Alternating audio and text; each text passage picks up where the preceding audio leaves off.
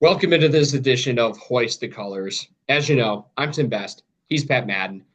And we're not going to do what we normally do. Like, we're going to keep it short, which we did last week. But this week, we're just going to not talk much about what just happened this past week, and for good reason. Um, I think, and we agreed before we, started recording this episode that we the foundation for this episode is to talk about where we go from here after we thought rock bottom was losing to Monmouth way back in late November, but as far as I'm concerned, Seton Hall hit that Sunday night in the Windy City when DePaul ran them out of Wintrust Arena.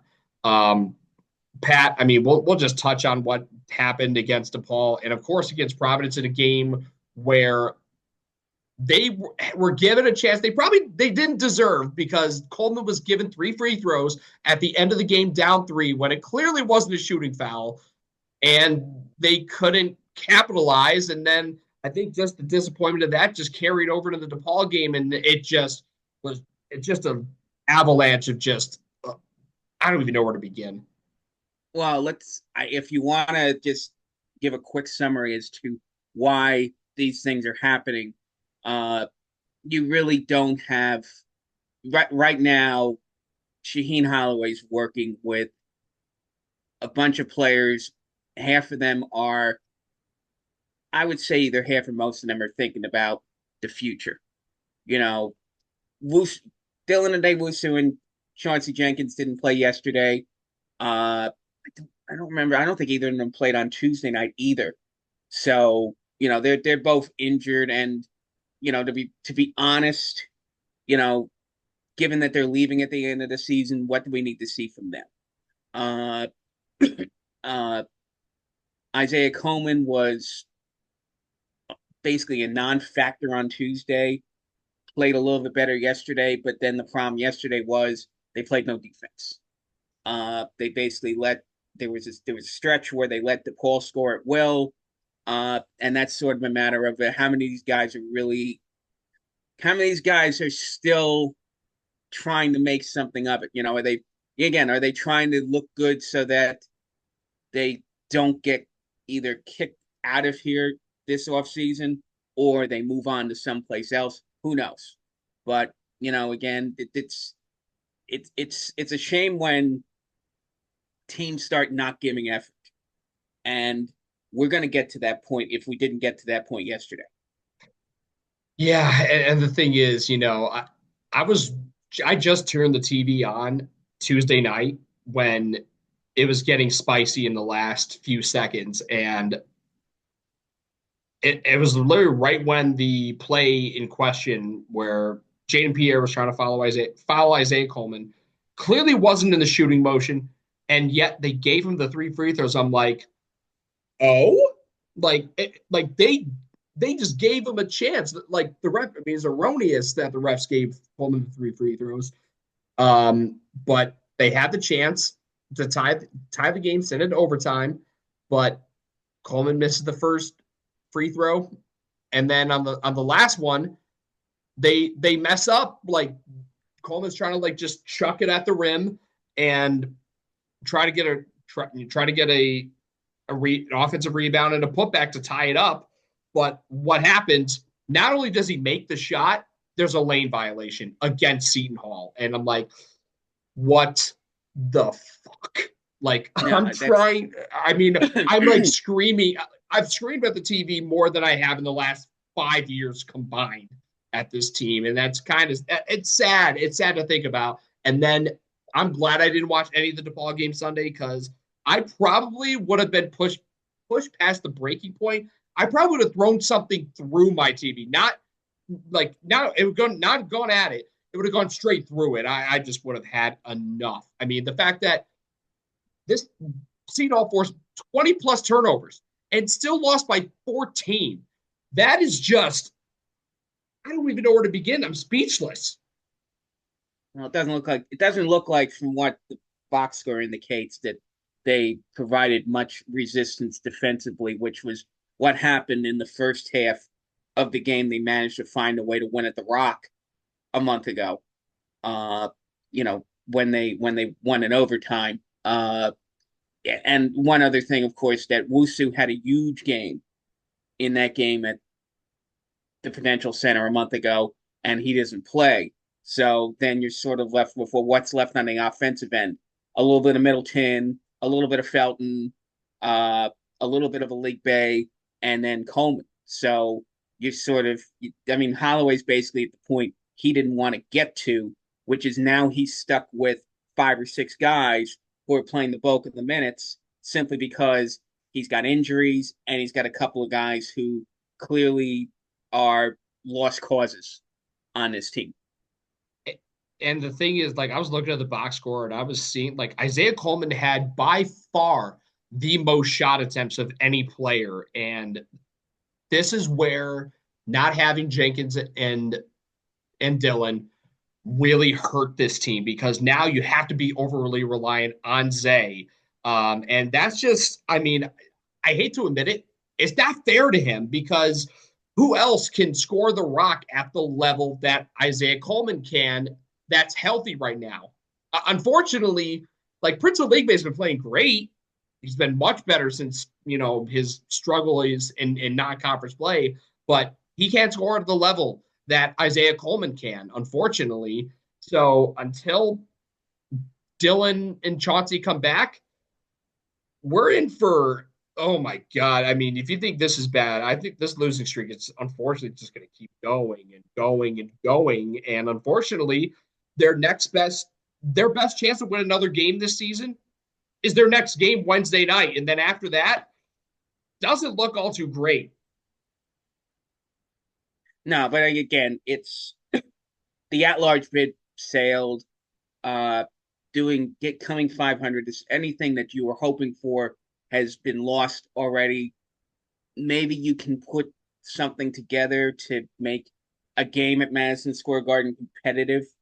But again, it really, what's the point? I mean, really, there's and maybe this is a good time to transition to what are the root causes that this team has problems or this program has problems for that matter. The buzzword that comes up is NIL. And I'll be honest, I don't know. I if when people say Seton Hall doesn't have the NIL that other schools have, we obviously know they don't have what St. John's has. Because St. John's has one guy writing huge checks. In fact, good old Mike Repoli put out $1 million matching challenge today. Who's doing that at Seton Hall? I don't think there's anybody in the universe of the program that's basically if everyone chips in $1 million, I'm going to write $1 million on top of that. That's not happening, and at least not the way things are right now. So I mean, if you want to say that I think that's a cop out because they probably had more NIL this year than they had last year, and last year they won 25 games, and this year they're going to win 6 or 7. So what does that tell you? I think there's a whole bunch of fundamental issues that have to be taken care of. And then the question is, what's the solution about it? I mean, who do we ultimately blame for all of these problems, and what are the solutions? Is it Brian Felt's fault, the athletic director? Is it that he just doesn't have clue one about how to raise money? Is it the people higher up than Brian Felt who hired Brian Felt who don't know what's going on here? Is it a Shaheen Holloway problem where he misjudged the talent so badly that now we have to hope that somebody comes in who might be able to better target? We talked about Moneyball a bunch of times. And if you're basically acknowledging that you're going to be behind St. John's, Villanova, Marquette, Connecticut, whoever, you have to have somebody who can pinpoint the players who might be surprises. You have to basically say, all right, this guy's underappreciated because of this reason or that reason. We can bring him in and make him something. That type of thing. It's really, and one of these days before the season's over, the first step would be, what do you have that you can work with next year on this current roster? Uh, and what do you have to do to make sure they're still here? You know, and Coleman, of course, is guy number. I mean, this is a topic for an entirely different episode. So I don't want to use a whole bunch of time, and maybe we'd like to bring somebody else in who might be able to tell us, what they think of this player, that player, and so on and so forth. But the first thing is you have to look at what you've got coming back this year that becomes the foundation for next year, and then what you have to do to make this team more competitive. The easy answer is they need a center. Period. End of discussion. The center play this season, and say what you want about it. The center play this season has been atrocious. So is there something you can, just as an example, can you get something out of the core four, Aaron A, and Yalden, or do you just have to bring somebody else in? Do what it takes to bring in somebody who could be remotely competent. I said that's really the first big step. And then the second question is, what is Deshaun Felton, and what's he going to be? Assuming that he's a guy I'd assume you'd hope to want to keep, because he has played a lot better since conference play started.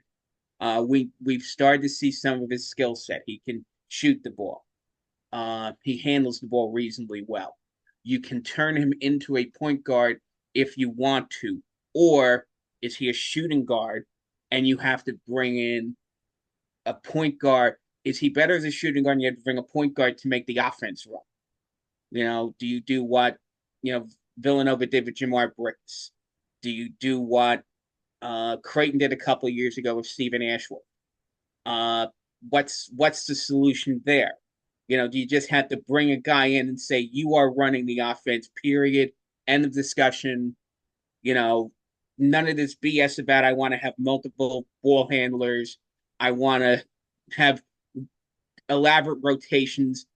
Holloway has to name somebody as the guy at the point, period, end of story, who is the leader on the court. I mean, that's the thing. You look at the other point guards in the Big East, and that is the guy. Whether it's Diarra, whether it's Brickus, whether it's Ashworth, whether it's the guy who wears number 1 at St. John's. Those coaches have determined that is the guy. And, other guys might be able to handle the ball in their offenses, but you have to establish point guard and center, the two most important positions on the court. And Seton Hall doesn't have anything coming in next. We're not sure what Seton Hall has at either of those positions next year. And that's something you got to have in the back of your mind when you're looking at the transfer portal, or you're looking at recruiting something between now and the springtime. Yeah, so I think, and I probably mentioned this at least once over the past couple of weeks, but I think if you're Seton Hall, you got to invest in Jasheem Felton, for one, to make sure that he stays, kind of like how you invested in Isaiah Coleman last year to make sure that he stayed, by making him, last year Isaiah was the sixth man, easily your best bench player. And he ended up coming back because, they invested in him and they saw a bright future ahead of him. And so far, he's been our best scorer. Now, with Felton, you got to invest in him in the future because of the fact that he is the closest thing to a point guard that this team has. And it's not even close. And you were right. The platooning ball handling duties, no, that's not the way to do it. Having a set true point guard on a team it makes such a difference. You wouldn't think that it would, you want to have multiple guys who can handle the ball. Like in theory, like it's smart, but when you lack a true point guard, that becomes a major, major problem. And Felton is the closest thing to a true point guard on this team. And I think it's of the utmost importance to make sure that he comes back. Now, at the center position, I know Okorafor is an upperclassman. Ari Aronay is a freshman, and Gus Yalden is a redshirt freshman, if I'm not mistaken, because he didn't play at Wisconsin last year, correct? He'd have 3 years left. Okay, that's what I thought. Okay, so Ari Aronay, we've seen him progress a little bit because he started off really rough, but that we've seen stretches where he has been a pretty solid center. So now the question is, do you invest in that and trust in the upside with him? Because he does have a lot of upside. He's got raw talent, but if you cultivate it in the right way, he can become a force down low in this conference. But it's hard to roll the dice, and sometimes you roll the dice and you like hitting on it's like hitting with an ace. Like if you're playing blackjack, or even like if you're trying to like roll the dice and try to hit on like a 13, or like if you choose to take a chance, but sometimes that risk doesn't pay off. So really, what I'm trying to say is, um, you really got to assess if the risk is worth taking with a guy who's so green but has a lot of potential, and we've seen glimpses of how good he can be. So, yeah, point guard and center, two very important positions, and I think it should be of utmost importance to make sure that they retain the right pieces so that they have a foundation for the future. Because if you don't, you got to resort to the portal again. Well, they're gonna Having have to that do. much, They're gonna have to do something. They're gonna have to do stuff in the portal anyway. I mean, already, with Jenkins and Wusu gone, Tume's. You've seen Tume's gone. yeah, He's out of eligibility. Uh, so they already would need to fill at least 3 or 4 spots to make a roster next year. What you're talking about is, do you have enough to make a starting lineup next season? And if you want to, you could NIL and all that other stuff aside, you know, just on paper, you could put out a lineup next year if you want to of Felton, Coleman, Middleton, Alik Bay, and either a core for Aaron Aronay or Yalden. You could bring back a starting five. If again, all things being equal, NIL, all if you could tell me that there's money out there to satisfy Felton, Coleman, Middleton, Alik Bay, and whichever center you want, you can bring back a starting five out of this team. And to be honest, I don't think that, if properly motivated, that's not that's in theory not a horrific lineup. And then the question is, what do we make of Garway Duel? That's does is he the guy who had a good first half against Providence the other night, or is he the guy who went, what did he go, 1 for 7 yesterday? If I remember that he was yesterday, his box score was not something pretty. But we know he's a good athlete. We know we know that he's got the look to look like. There are times he can look like a poor man's version of St. John's point guard. And then there are times like the guy just looks like he's never been on a basketball court before. So was it because he wasn't held? I mean, these are sort of the questions that Shaheen Holloway and the people who know basketball have to come up with some answers on over the next month. What do they see in practice? What do they see in some of these games that they're playing?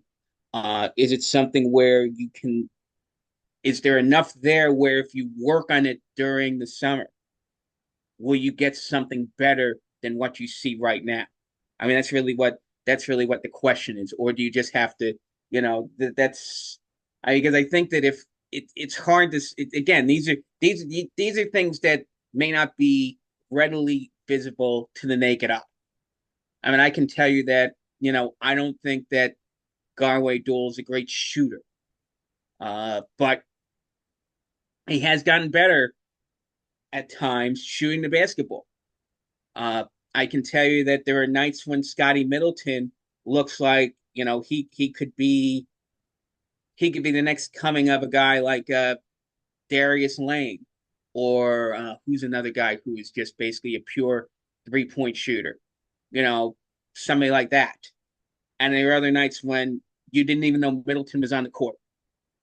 Uh, that's the problem, that there's an inconsistency which is frustrating with even Coleman. I know Coleman was hurt a couple of weeks ago, but then there are nights when Coleman just he's either putting up 10, 15 points in a 5 minute period, and you're like, oh my goodness, this guy's an all Big East player. And then there's a game like Providence last Tuesday night where he just looked lost out there. And honestly, even though he got those 3 foul shots with the chance, I didn't think he was knocking all 3 of them down and forcing overtime. I didn't think that. I mean, I hate to say that, but I didn't think that, because that's just the where his head was or wasn't at in that game. So, yeah, again, those are the decisions that you sort of have to make. Or do you basically decide that you have to burn the whole thing down and just bring in as many new people as you can? Which I guess you could say that didn't work this season because you had to bring in 10 new people, and then basically almost everybody who's making a uh almost everyone who's make almost everyone who you're asking to make a contribution is new to this team, except Coleman and maybe Woosen.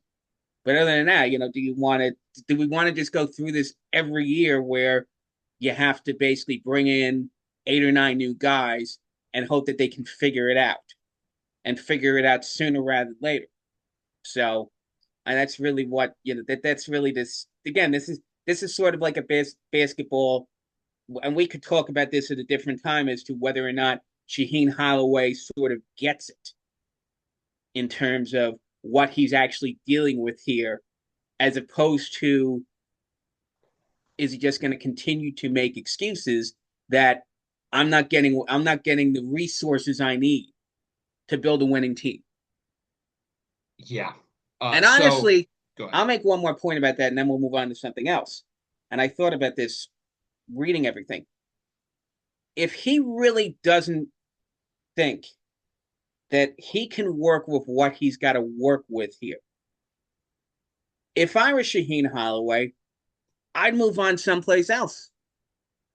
I wouldn't, if I'm thinking I'm going to be if I'm never going to be able to compete given the way things are. Maybe that's the big thing that needs to be the wake up call for somebody, is to have Shaheen Holloway take another offer seriously, as opposed to doing this whole game where I'm a seat in the hall guy and I'm gonna go down with the ship. Well, I mean, that's the real question. You basically right now you are going down with the ship, and do you think that you can pull it out, given that you're not going NIL's not going to solve the problem unless for some strange reason some I mean, I think there are a couple of really rich alumni who have never contributed. Unless somebody's going to hand you a $50 million check to take care of your NIL over the next 5 years, that's not coming to say. You're basically working with what you've got. And, do you think you've got the wherewithal to find diamonds in the rough to do it? Or do you basically say, I'm too good a coach to be stuck in this situation? I've given you guys 3 years to sort out your NIL mess. You can't do it. So if, let's say, Miami called him, or Virginia called him, or some other school that's going to fire I don't want to use the word Villanova. What if Villanova called him and said, "You're a Big East guy. We like what you did. We like what you did at St. Peter's. We like what you did your first 2 seasons at Seton Hall. Uh, we're going to give you double the NIL that Seton Hall has. Bring Villanova basketball back." Oh my And then we God. get, and then I we want to get throw up. all that's. I'm just saying. I don't. That's. Look, this is. I guess things can't get worse. You would hope. The only way it gets worse is if it goes on too long. And at that point, somebody who, and we mentioned the guy. I mean, we mentioned big donors. When do the big donors at this program, and I know there probably aren't a lot of them, but when do they have to basically be embarrassed enough to want to do something, as opposed to, Seton Hall will figure it out? Well, you might get to the point where Seton Hall can't figure it out. One bad season, all right, but I mean, the question is, what makes you think that next season's going to be any better? Yeah, so I mean, so the way I'm seeing things regarding NIL and everything, um, yeah, at this point, um, I'm kind of out of words, and the best way I could describe how I'm feeling about all of this, to quote Shawn Michaels in around this time back in 1997, I've lost my smile. And like this season has just been so tragic in a lot of ways. I mean, you mentioned how this team won 25 games last year. Seton Hall won 25 games. They could lose 25 this year. And they could, if they lose out, God forbid, they'll have 25 losses going into the Big East tournament, which in a 1 in 19 Big East record, it's not out of the realm of possibility. And I think that segues perfectly into this week. Butler is their best opportunity to get a win for the rest of the season. I think that is very clear at this point in the season. And then going to Georgetown, I know that Georgetown, like they're hit or miss. They go from losing to DePaul at home, and then 3 days later they won at the Finn against Villanova. I mean, what's your assessment of this weekend? What the Hall needs to do to at least get some kind of upward trajectory? I know you talked about it can't get worse from here, but in order to get some like legitimate upward trajectory, what needs to happen? Now, we saw them play both of these teams tough uh, earlier in the season. Uh, they had the ball to beat Georgetown at the Rock right before Christmas, and unfortunately, Dylan Adewusu couldn't figure out how to get a shot off. And they had two chances to tie the game out at Hinkle against Butler. Uh, what seemed that and they played both games differently. One game they turned Georgetown over a lot to get back into the game at the Rock.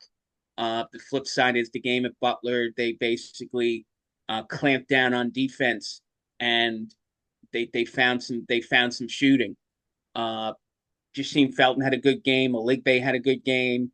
I think that you basically the formula for beating a team like Butler right now is relying heavily on Prince Oligbe, because honestly, Butler doesn't play a lot of defense.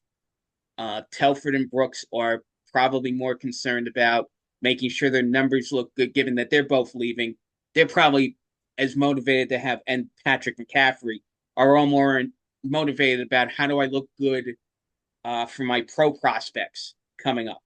So they don't play defense very well at Butler right now. So, if a guy like a Oligbe or a guy like Scotty Middleton or even Isaiah Coleman can show a modicum of offense, you can make a game of it with Butler. Against Georgetown, that's sort of it's we know Thomas Sorber will destroy us. And he destroys teams with good centers too. So it's no like, okay, The question is, can you keep the ball out of his hands?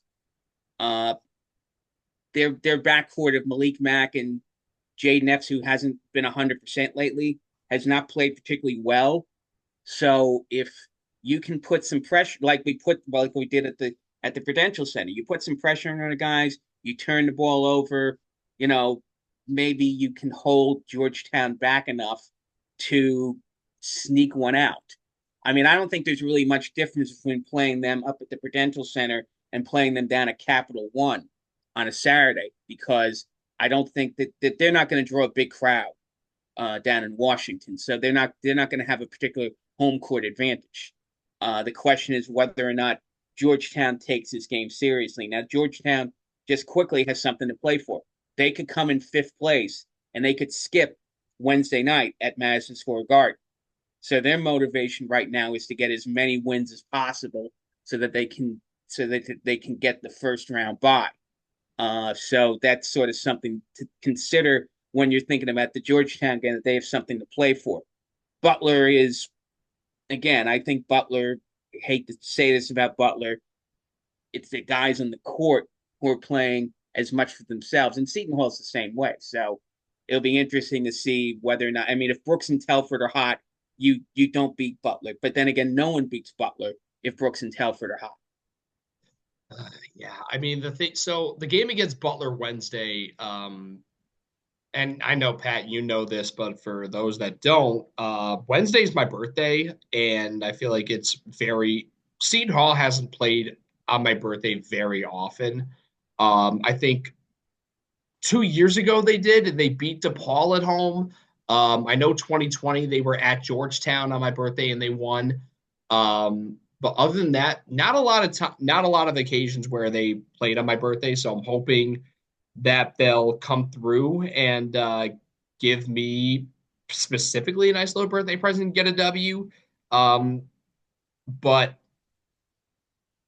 it's more for everyone else to give this fan base a victory, especially with all the outside factors that I don't want to touch on. I think every Seton Hall fan, alumna and alum, they are seeing this in the news. I'm not going to touch on it, but I think everybody knows what I'm talking about. You know, the stories that have been breaking regarding the administration of the university, not within the athletic department. I'll leave it at that.